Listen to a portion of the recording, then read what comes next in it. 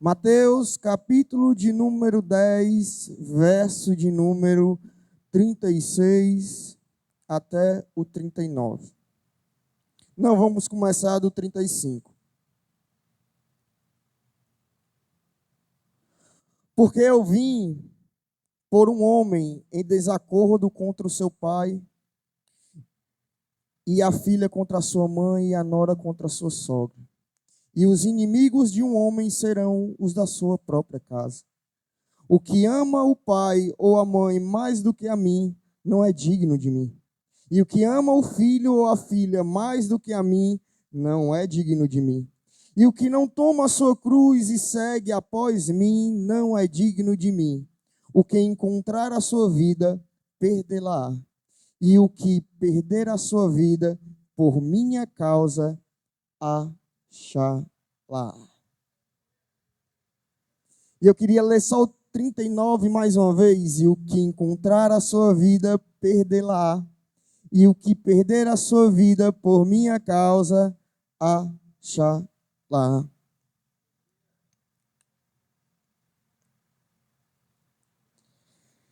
Cristo, ele está fazendo milagres. Multidões vão ao seu encontro, endemoniados, leprosos, coxos. E Jesus, ele está cansado. Mas ele olha para aquela multidão sedenta dele e se move de íntima compaixão. E mesmo cansado, Cristo realiza os milagres. Mas é interessante que ele vai e chama os discípulos e diz: olha, eu quero entregar para vocês esse mesmo poder. Eu quero, parafraseando, não somente que eu cure, que eu faça os milagres, mas eu também vou dar autoridade para vocês fazerem sinais, milagres e prodígios, não para o seu engrandecimento, mas para o engrandecimento daquele que lhe enviou. E Jesus, ele chama os 12 e diz, e compartilha esse desejo do seu coração com eles. E ele compartilha, só que ele faz algumas citações, ele pondera alguns pontos para eles. Ele diz, olha, vocês vão, mas não se preocupem com ouro, não se preocupem com prata, não levem nada, porque o Senhor vai prover no meio do seu trabalho. Eu vou enviar vocês também vão ser usados, mas não se preocupem com nada. Eu vou cuidar. E aqui eu já vejo uma coisa interessante. Que como a gente compartilhou aqui no ensaio, quando a gente cuida das coisas do Senhor, Ele cuida das nossas também. É interessante esse cuidado de Deus, porque enquanto nós estamos pelejando pela vontade de Deus, para fazer o ministério a qual Deus nos entregou, as nossas coisas elas vão ser cuidadas por Ele. E isso é muito interessante, isso é para dar uma paz para a gente. Porque muitas das vezes a gente vem para a obra do Senhor, não se entrega como a gente poderia se entregar pelas preocupações da vida. Pelas adversidades que passamos nos nossos dias a dias. Pelas coisas que querem nos sufocar, é aquela semente que cai entre os espinhos e é sufocado pelos cuidados dessa vida. E não conseguem ser a semente a qual vai germinar e vai dar frutos. E ela fica sufocada, e às vezes a gente fica sufocado por essas coisas. A gente fica preocupado, seja com a finança, seja com a família, seja com a saúde, seja com tudo. E a gente se preocupa e às vezes isso nos impede de dar o nosso melhor na casa do Senhor. Porque a gente fica preocupado com essas coisas. Só que essa palavra aqui, ela veio para dizer para nós, não te preocupas com as tuas necessidades. Te preocupas com o que eu te entreguei. E as tuas necessidades, eu, Senhor, vou cuidar. É isso. Sabe o que isso nos dá? Segurança. Isso nos dá conforto. Isso nos dá confiança. de saber que não somos nós que vai dar o resultado, mas Cristo que vai entrar na frente dessa causa e vai pelejar por nós. Se formos nós na frente da causa, pode ser que ela se resolva ou não. Mas se for o Senhor, toda causa que Ele entra para pelejar, Ele nunca perdeu. Ele nunca perdeu. Então seja na sua área financeira, não se preocupa. O Senhor está te enviando, o Senhor está te chamando para fazer, faça, vá. E os recursos Ele vai prover. Os recursos Ele vai prover. É por isso que eles falam, eu acredito que os discípulos, a partir do momento que Jesus vai e diz assim, olha, eu tenho uma grande missão para vocês, eu vou enviar vocês para fazer o que eu faço. Vou lhes dar autoridade, vou derramar do meu poder para que você também faça o que eu faço. E eu acredito que os discípulos, eles pensando, falavam assim consigo mesmo. Vixe, meu irmão, mas quanto tempo isso vai durar? Ele não falou de tempo. E como a gente conhece o nosso mestre, não tem negócio de tempo. Se for para ser uma semana, a gente vai. Se for para passar um mês fora, a gente vai. Então vamos se preocupar. Vamos juntar alimento aqui. Vamos colocar roupa extra na bagagem para a gente não passar. Jesus, conhecendo o seu coração, diz, não se preocupa. Nem com ouro, nem com prata. Não se preocupa com o cinto, não se preocupa com a veste. Digno é o trabalhador do seu salário. Se preocupa apenas em fazer o que eu te mandei fazer. E as outras coisas vão sendo acrescentadas. Nesses dias, nas orações dos irmãos, a gente tem percebido que a dificuldade financeira tem batido a porta.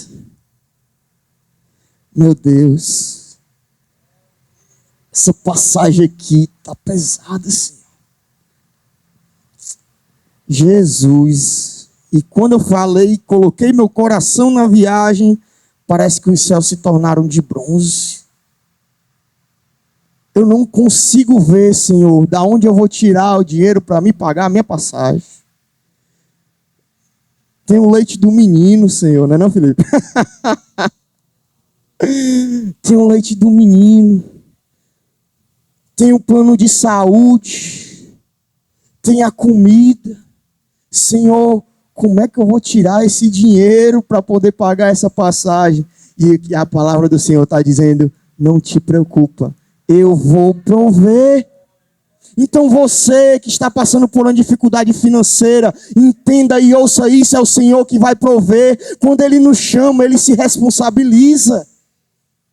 Ele se responsabiliza. Quantas e quantas vezes Ele quer se mostrar como Deus provedor e a gente fica incrédulo.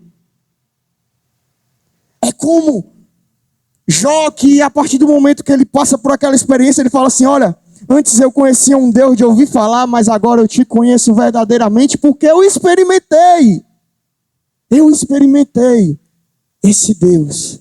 Eu passei por isso com esse Deus e Ele se mostrou a mim.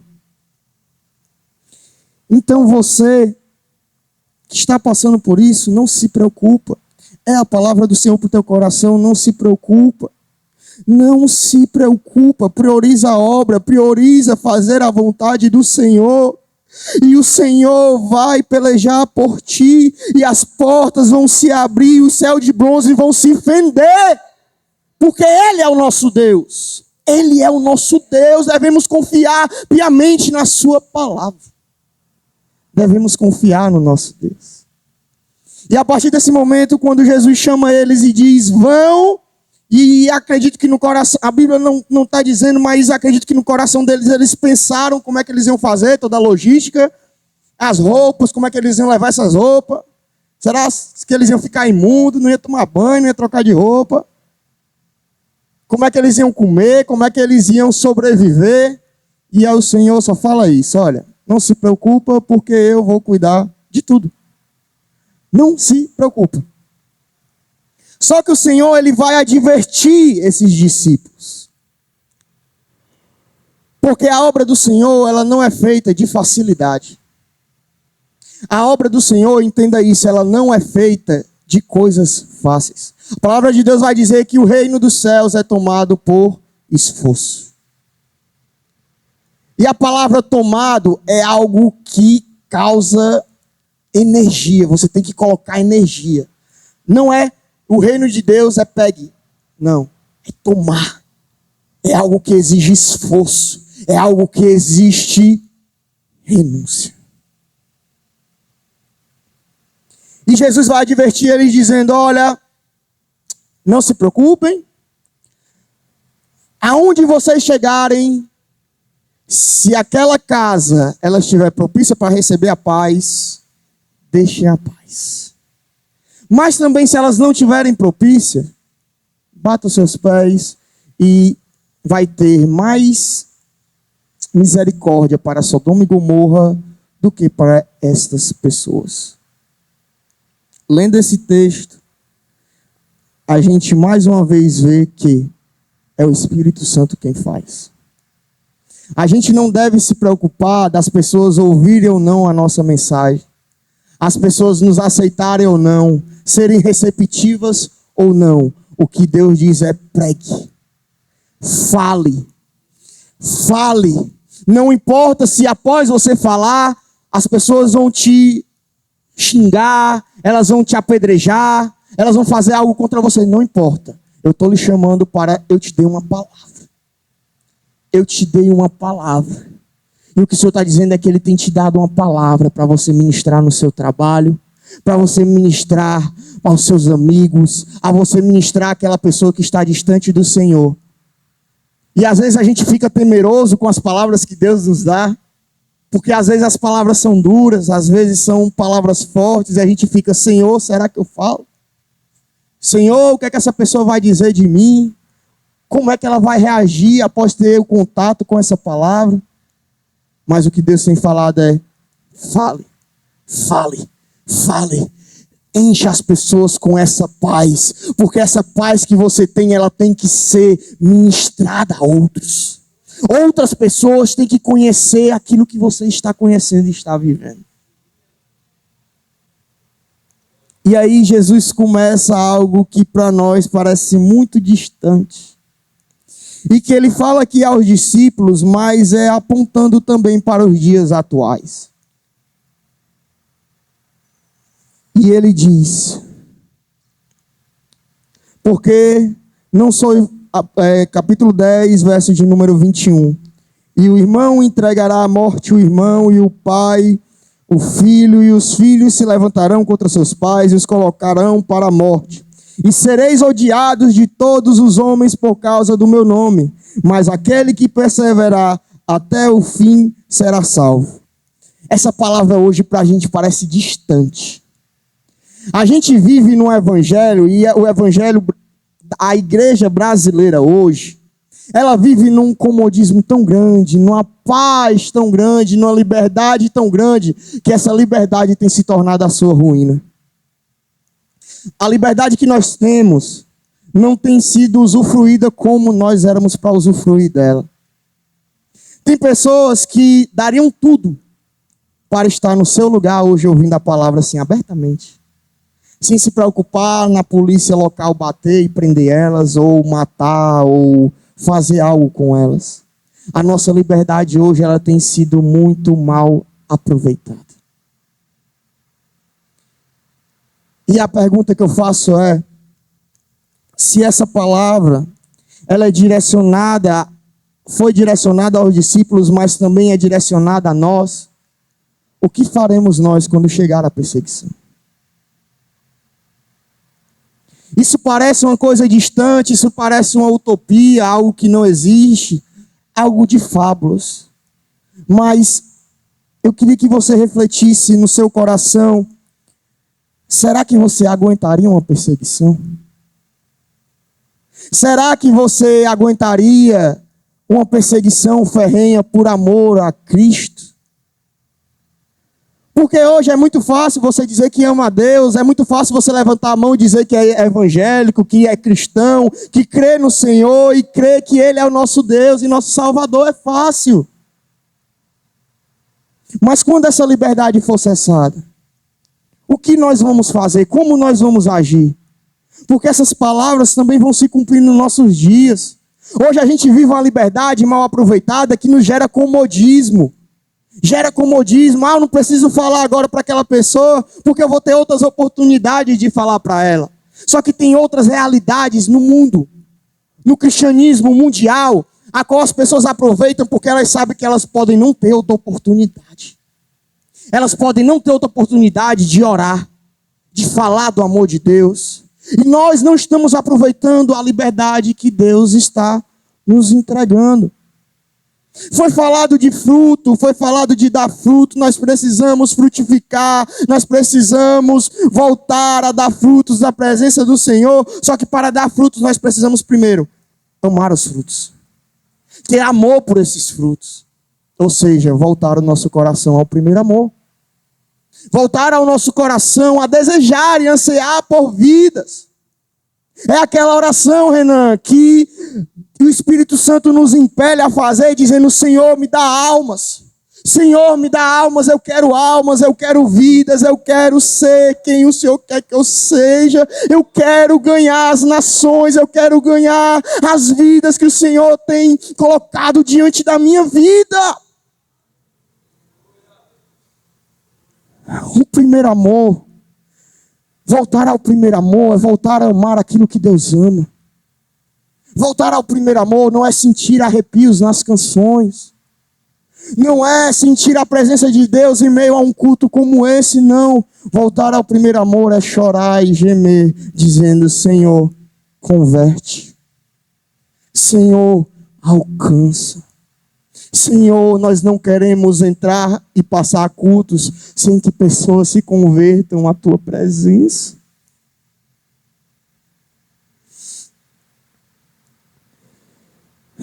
E isso é interessante, porque nos adverte essa realidade que parece distante, mas que a qualquer momento pode chegar à nossa porta. As leis estão sendo mudadas. Quem acompanha melhor sabe disso. As leis estão sendo mudadas para que o Evangelho não tenha a mesma liberdade que hoje ele tem. A mentalidade dos nossos jovens, as escolas estão ensinando a deturpação da autoridade. Estão ensinando a depravação do ser. E isso está ficando cada vez mais real. Então essa geração ela está vindo com esse pensamento. Essa geração está vindo com um pensamento distorcido do que é o Evangelho, do que é Deus. Essa geração não conhece Deus. Ela não conhece Deus e por isso, como ela não conhece, ela vai disseminar o não conhecimento. Como assim, sabe? Essa geração tem voz. A mídia é uma voz. Os professores nas escolas são uma voz. Os deputados, os parlamentares, os governadores, eles são uma voz. E essa voz está dizendo: Deus não existe.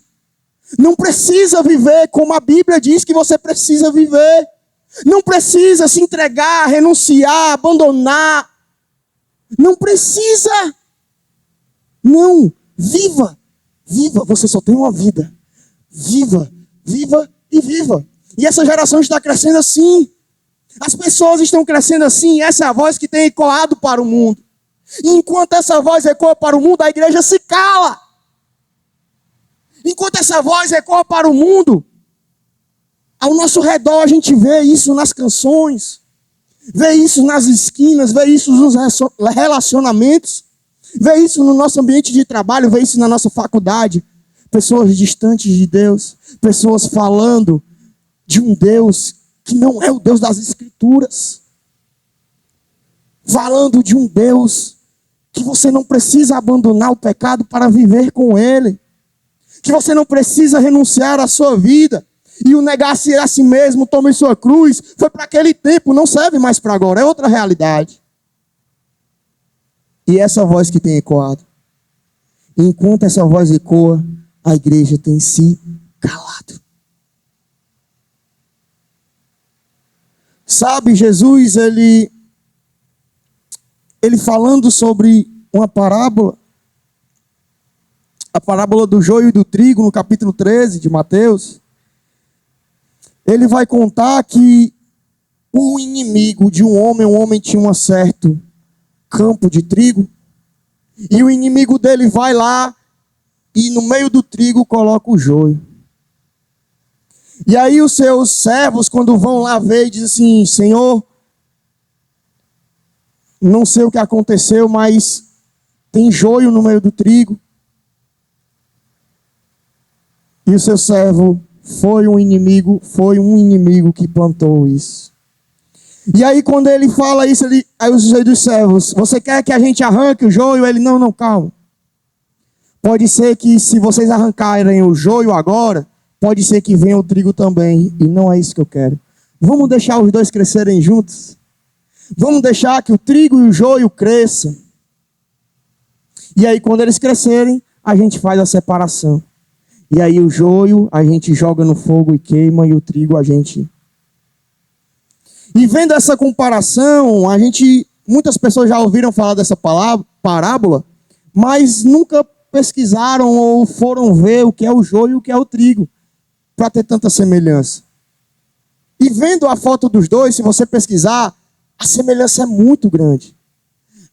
A semelhança é muito grande do joio e do trigo. Mas qual é a diferença?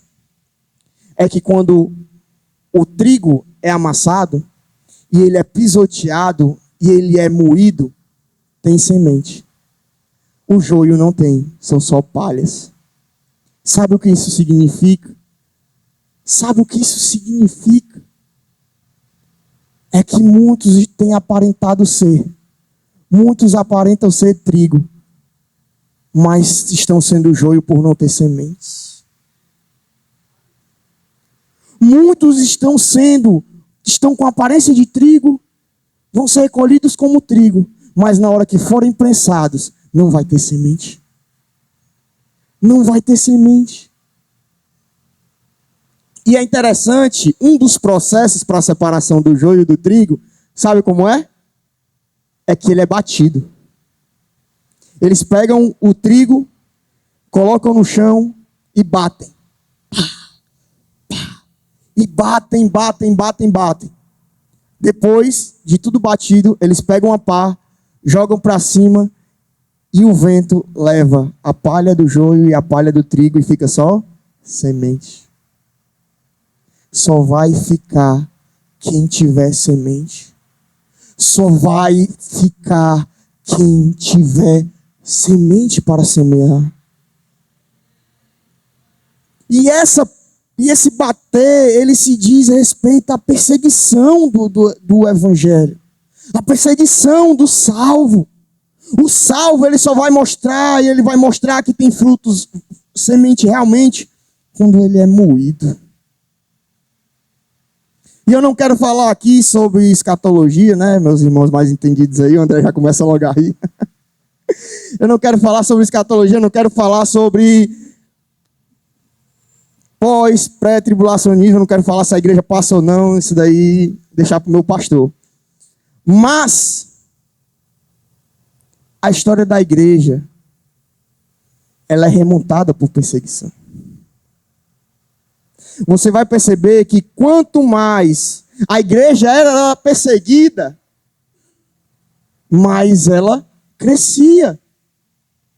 Quanto mais a igreja ela era pressionada, mais frutos ela dava. Então hoje a gente vive uma realidade de liberdade. E aí, algumas pessoas lá atrás vão entender quando o pastor falava assim, ó: e se vier o novo? E se vier o novo? E quando o pastor falava isso, se vier o novo, parecia algo distante. Parecia algo assim de anos. De 20 anos, de 30 anos, algo que possivelmente a gente nem alcançaria. E se vier o novo? E com pouco tempo, o novo chegou e o novo já está aqui. Então, ouça a palavra do Senhor, ouça a voz do Senhor.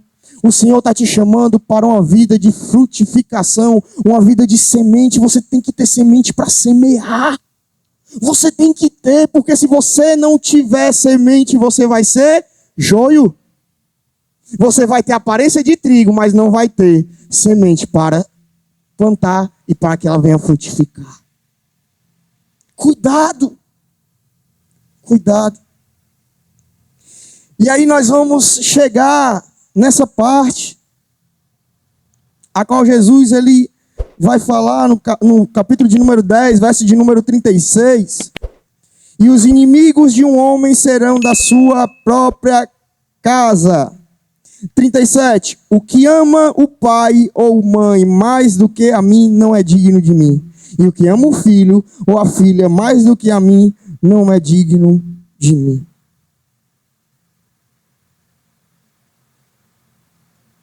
Você ama os seus pais? Eu amo. Quem tem filho, você ama o seu filho? Oh, com certeza, principalmente as mães, né? Que se possível fosse, daria até a vida pelo próprio filho. É um amor que é comparado até ao amor de Deus. Mas bem distante, né? Porque a gente sabe que o amor de Deus é excelso. Não tem comparação. Mas para a gente entender é a analogia que a Bíblia traz. E o que Deus está falando é, se você amar seu pai e a sua mãe mais do que a mim, você não é digno de mim.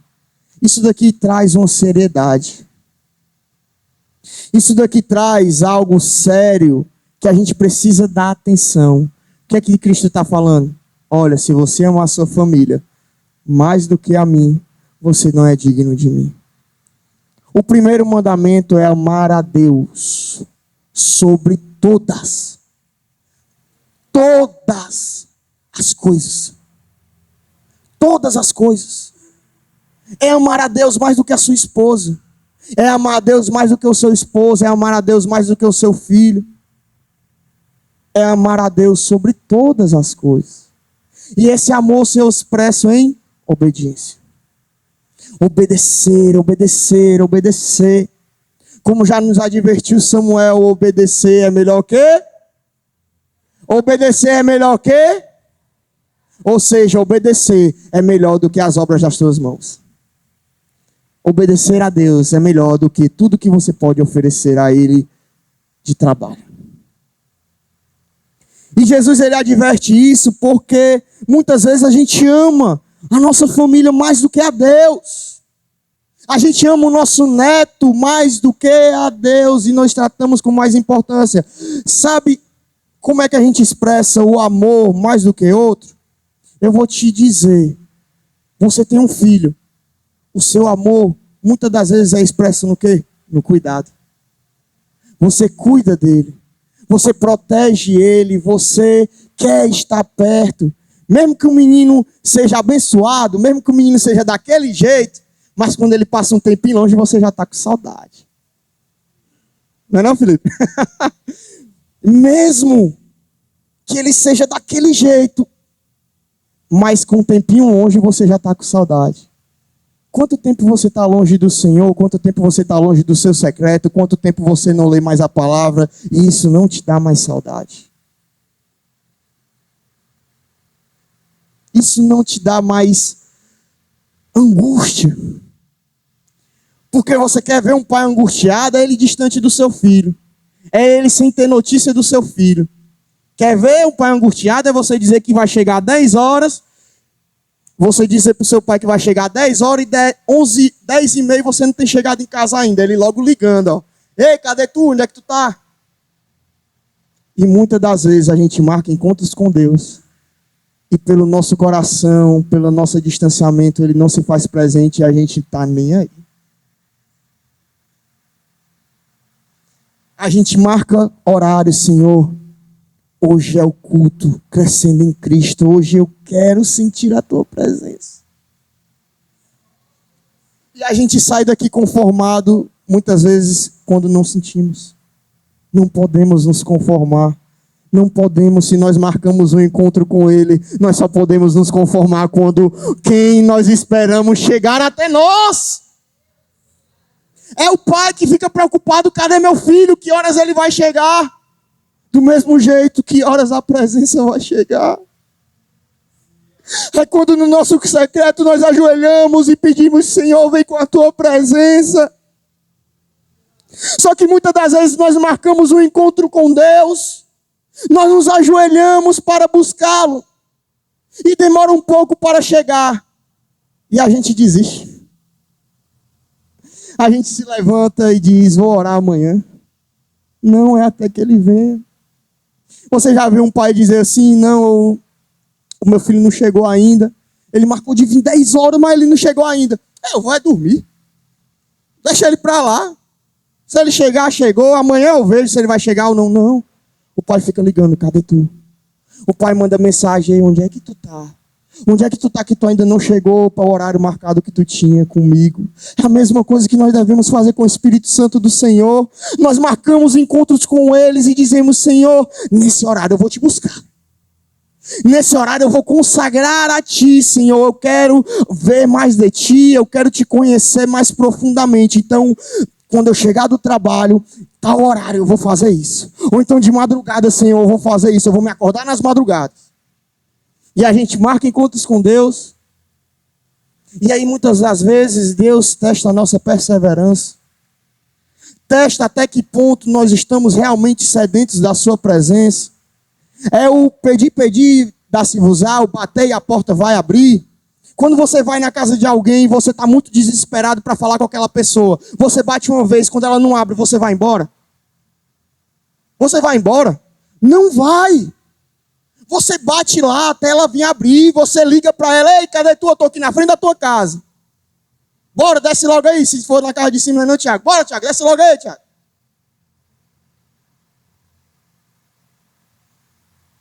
A gente não se cansa, a gente vai até que aquela pessoa que a gente quer falar, ela vem até nós.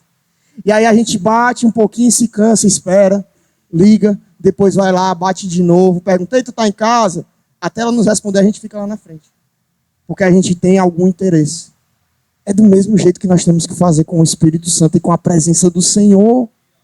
Às vezes a gente dá 2 batidinhas na porta, a porta não se abre e a gente vai embora. Às vezes a gente dá 3 batidinhas na porta, a porta não se abre, a gente se manda. Por quê? Porque não é tão interessante aquilo que aquela pessoa que está lá dentro ela pode nos proporcionar.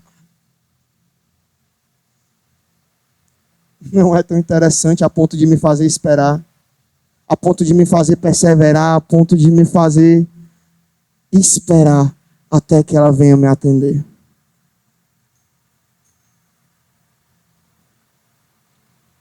Aleluia. Aleluia. O Senhor tem nos cobrado, irmãos, para que nós amemos a presença. Isso daqui não está aqui, não. Isso daqui não está aqui, não. Mas nesses dias o Senhor tem nos cobrado isso. O Senhor tem nos cobrado isso porque é o que tem saído das nossas bocas. Senhor, eu quero mais de Ti.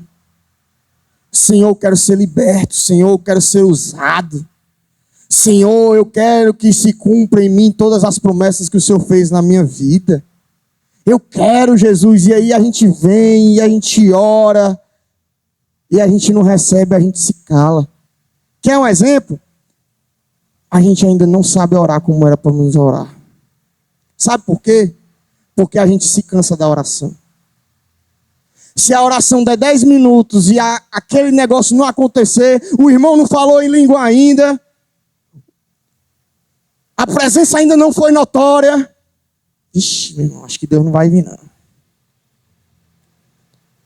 Senhor, vem, dá 3 minutos, a boca está calada. Senhor, eu quero mais de Ti, dá 5 minutos, a boca está calada, esperando o louvor, porque não tem mais palavras para dizer.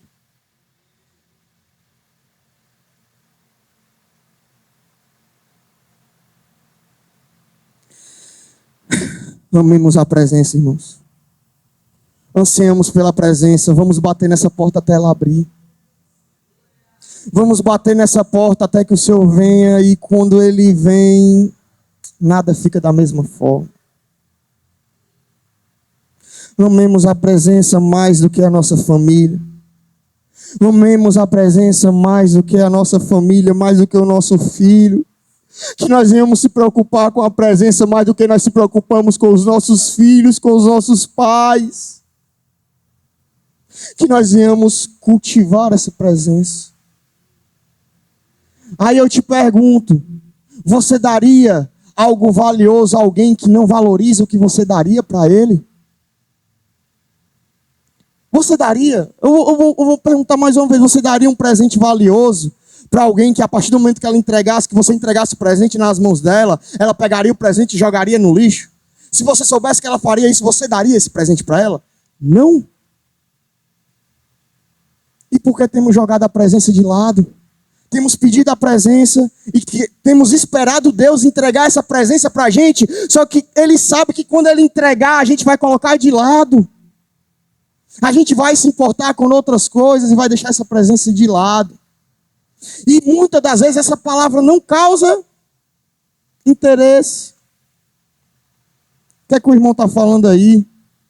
Por que não dá logo às 8 horas para mim ir para casa? Eu estou com sono. Mas é o inimigo mesmo que está dando esse sono aí para tu não se atentar a isso e continuar na tua mesma vida. É tu se conformar com a vida que tu está vivendo e continuar as tuas orações sendo as mesmas. E aí você não recebe aquilo que você se propôs a buscar. Sabe como Deus ele é misericordioso? É quando Ele vem em cultos como esse e dá palavras como essa, soluções para a gente sair da mesmice que nós vivemos.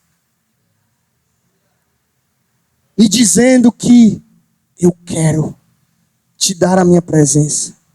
Eu quero que você seja inundado pela minha presença, mas eu não vou te dar enquanto você não aprender a valorizar ela. Eu não vou me derramar enquanto você não aprender a valorizar a presença. Mas sábio não é o Espírito Santo que nos convence da justiça, do pecado, do juízo? É. E é o Espírito Santo que nos proporciona a possibilidade de nos achegarmos a Deus. Só que esse nos achegar é uma atração. É o que eu creio. O Espírito Santo ele age nos nossos corações. Ele nos dá a liberdade de escolhermos. Ele nos dá a liberdade de optarmos por sim ou não. Por querermos a presença ou não. É aquela pessoa que está presa e ela não pode se mexer. Ela está presa no pecado, ela está presa numa depressão, ela está presa em alguma doença, ela está presa em algo que ela não consegue sair. E aí o Espírito Santo ele vem como esse agente rompedor, esse agente libertador, esse agente que cura, para nos dar a possibilidade e nos dar a liberdade novamente de optarmos por essa presença. Ele é quem faz isso em nossas vidas. Só que muitas das vezes nós nos acomodamos com o nosso ser. A gente diz, não, eu estou esperando Deus me tirar dessa situação. É aquela historinha lá que o cara está lá se afogando. Não, eu vou esperar Deus me salvar. E aí Deus manda o jet ski, manda o barco, manda até helicóptero. Ele morre afogado e chega lá, Senhor, tu não me salvou, eu esperei tu me salvar, como não? Se eu mandei todos os meios possíveis para te salvar, é você que não entendeu. Às vezes nós esperamos algo sobrenatural, mas Deus vem num culto como esse, com uma palavra como essa, dizendo, eu consigo te tirar dessa situação e te transportar para onde você sabe que você era para estar e você não está. É isso que o Espírito Santo faz. Ele nos dá a possibilidade de optarmos por se entregar à presença dEle. Mas esse agente, ele vem para as pessoas dessa forma, para as pessoas que não estão conseguindo. Então você que não está conseguindo sair dessa situação, deixa eu te dizer, o Senhor me trouxe aqui para te dizer, você consegue sim. Você consegue sim, mas como? A partir do momento que o Espírito Santo romper a barreira que há, a partir do momento que o Espírito Santo vier e te libertar, te trazendo a liberdade de optar novamente. Porque tem situações da vida que a gente passa que é só o Espírito Santo que pode nos tirar. É só o Espírito Santo que pode nos levantar. É só o Espírito Santo que pode fazer. É só o Espírito Santo. Mas ele vem num culto como esse para dizer, você que está com essa dificuldade, eu quero e posso fazer. Eu quero e posso fazer. A pergunta é, você crê? Você crê? Meu irmão não está nada aqui, mas eu vou por esse caminho, não estou nem aí. Você crê? Olha que interessante. Mateus capítulo de número 8. Quando ele desceu do monte, grandes multidões o seguiam. E eis que veio um leproso e o adorou, dizendo: Senhor, se tu queres, podes limpar-me. E Jesus estendeu a sua mão e tocou, dizendo: eu quero ser limpo. E imediatamente ele foi purificado. A pergunta não é se Deus pode. A pergunta é: você crê? A pergunta não é se Ele pode alguma coisa, porque Ele pode todas as coisas. Ele é o Todo-Poderoso. Não há nada que Ele não possa fazer. As coisas que são impossíveis para os homens, essas sim são possíveis para Deus. Ele pode fazer. A pergunta é se você crê. Se essa palavra ministrada ao teu coração é Deus dizendo assim: olha, essa é a oportunidade que você vai ter para sair dessa situação. Essa é a oportunidade que eu criei para você sair dessa situação. Sabe o interessante? É que lá no tanque de Betesda, o paralítico lá, é engraçado que Jesus chega lá para ele e diz assim: olha, você quer ser curado? E aí ele diz: Senhor, eu até quero, mas não tem ninguém que me coloque no tanque, ó. Não tem ninguém que me coloque no tanque. Ele estava esperando algo que fosse da forma dele. Ele estava esperando ser curado do jeito dele. Qual era o jeito dele? Ser jogado no tanque, quando as águas fossem movidas. Só que ele não percebeu. Ele queria ser jogado no tanque para que as águas o curassem. Mas ele não percebeu que diante dele estava a fonte de água viva. Ele não percebeu. Ele queria ser jogado no tanque. Mas de encontro a ele, indo até ele, estava a fonte inesgotável. A fonte inesgotável que tem águas que jorram para a vida eterna. Águas que jorram para a vida eterna. Ele estava esperando uma coisa, mas Deus curou ele de outra forma. Talvez você esperou outra coisa. Talvez você esperou um derramai. Talvez você esperou uma das orações da quinta, mas o Senhor quer te curar hoje. A fonte de água viva está aqui hoje. Aleluia.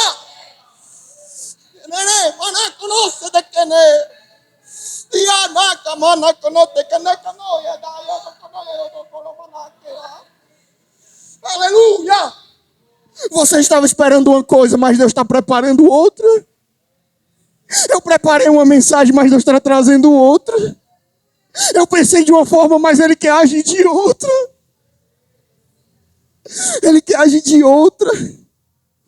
Só que como esse leproso, ele teve a oportunidade. Ele estava bem para poder falar. Ele só estava leproso, mas ele teve a oportunidade de se chegar a Deus e dizer: Senhor, eu quero ser limpo. Na continuação vai dizer que um centurião romano chega até Jesus e fala: Senhor, eu tenho um servo que está acamado, paralisado. Ou seja, ele não tinha oportunidade de se chegar até Jesus. Mas teve um homem que clamou por ele. E disse: Senhor, eu sei que tu pode curar ele. Aí Jesus diz assim: ó, eu vou curar. Aí o centurião fala assim: olha, mestre, não precisa. Eu tenho pessoas sobre a minha autoridade. Eu digo, um homem vai e faz isso, ele faz. Eu digo, vai para cá e ele vai. Eu sei que o Senhor tem autoridade para fazer só uma palavra. É só uma palavra, não precisa o Senhor ir lá não. É só uma palavra e eu sei que o meu servo vai ser curado. E aí Jesus, meu Deus, que fé. Nem todo Israel eu encontrei fé como a tua. Vai e seja feito como você quer. E a gente vai ver no segmento dessa palavra, no capítulo de número 9, depois de Jesus ter libertado 2 homens endemoniados, e aí ele vai para uma cidade, e aí alguns amigos trazem um paralítico até ele. Paralítico consegue andar? Paralítico consegue andar? Esse paralítico ia conseguir ir até Jesus? Então o que foi que aconteceu? Houveram amigos que levaram ele até o mestre. Eu não sei se você entendeu, mas tem pessoas que conseguem ir até Jesus como um leproso e pedir: eu quero ser curado. Mas tem pessoas que estão paralisadas e elas não conseguem. E você vai ser o agente de Deus para levar elas até Jesus. Você vai ser esse agente, você que ainda não entendeu. Você que ainda não entendeu. Porque eu acredito que aquele homem pensava: como eu vou chegar até Jesus? Ele já tinha ouvido falar de Jesus, com certeza. Aquele paralítico já tinha. Só que ele, como é que eu vou chegar até Jesus? Tiveram amigos que levaram ele até Jesus. E a Bíblia fala que o que surpreende Jesus não é a fé do paralítico, é a fé dos amigos. O que surpreende Jesus não é a fé do paralítico, mas é a fé dos amigos. A sua fé, a sua intercessão, a sua ação vai resgatar pessoas paralisadas, pessoas presas, oprimidas, pessoas que precisam de ajuda. E você vai ser esse agente. E é interessante que Jesus fala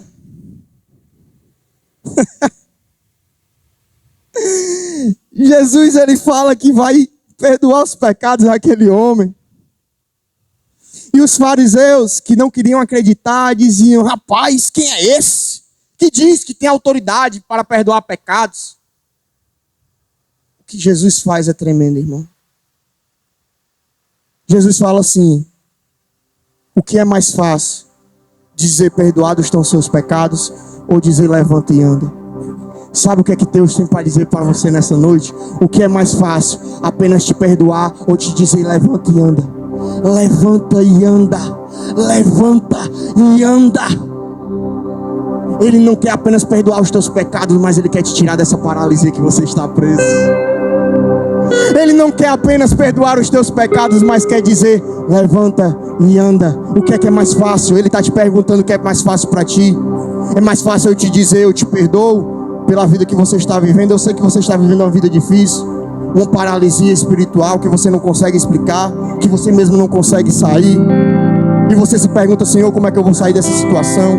Senhor, como é que eu vou voltar a te servir como eu te servia? Senhor, como é que eu vou voltar a ter aquela alegria novamente?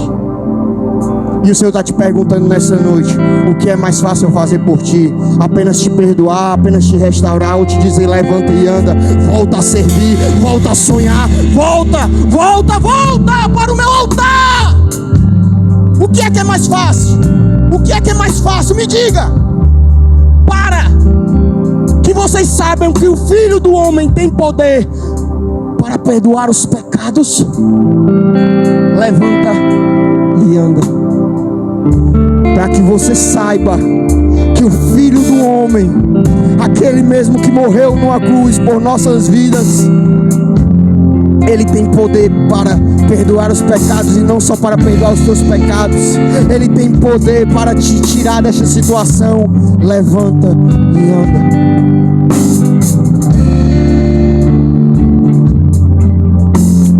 Levanta e anda. Queria chamar na frente aqui meus irmãos para este momento de oração. Meus amigos, é o seguinte: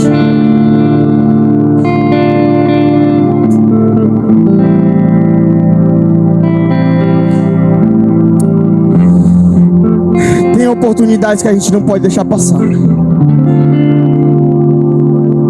Eu costumo dizer isso: tem oportunidades que a gente não pode deixar passar. Quer um exemplo? O que Deus fez quinta-feira aqui, muitas pessoas vieram para a oração de domingo esperando que Deus fizesse a mesma coisa. Estou errado? Quem veio quinta-feira aqui, viu o que Deus fez, sentiu aquela presença maravilhosa e veio aqui domingo de manhã esperando sentir a mesma coisa. Aconteceu a mesma coisa? Não. Aconteceu a mesma coisa. Pode ser que aconteça, como o pastor ontem. Oxalá que aconteça. Tomara que aconteça. Mas será que vai acontecer? Eu não sei se vai acontecer ou não. Eu só sei que eu estava lá. O que é que eu estou querendo dizer? Há oportunidades que são únicas na nossa vida. Tem se falado muito de voltar ao primeiro amor. Tem se falado muito de voltar às boas obras, voltar a frutificar. Você quer voltar a frutificar? Tem pessoas aqui que receberam, tudo bem, estão aqui para receber mais, é isso mesmo. Mas tem pessoas ainda que não sentem a liberdade, Tem pessoas ainda que estão aprisionadas em sentimentos, emoções, em angústias, que muitas vezes leva a sua alma ao fundo do poço. E aí um diagnóstico terreno diz: você não tem cura. Um diagnóstico terreno diz: você vai viver assim.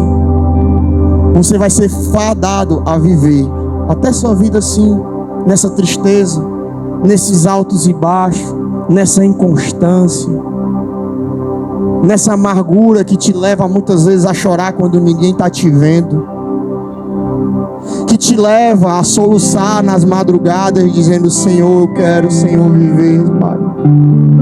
Eu quero de novo sentir a alegria da Tua salvação. Eu quero, Senhor. Mas como aquele paralítico, eu não consigo sair do meu canto. Eu não consigo ser como o leproso, que apesar da lepra podia ir até Ti. E eu estou, Pai, desesperado. Mas o que Deus tem para dizer para você nessa noite é hoje.